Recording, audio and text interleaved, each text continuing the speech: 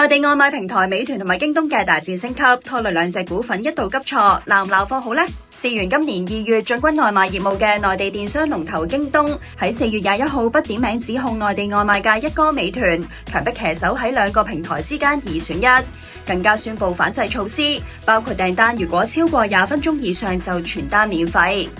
美團就否認限制騎手接單，反而話係京東自己管理不善。分析就話，兩間公司表面上係爭緊外賣市場，實際上係美團嘅閃購業務已經威脅京東核心嘅家電市場。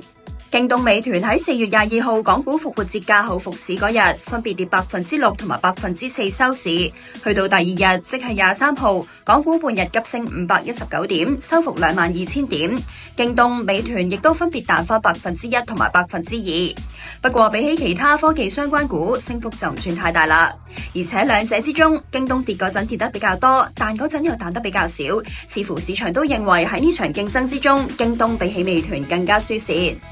摩通就話京東嘅補貼策略難以持續，喺估值方面認為美團有更加大嘅上升空間。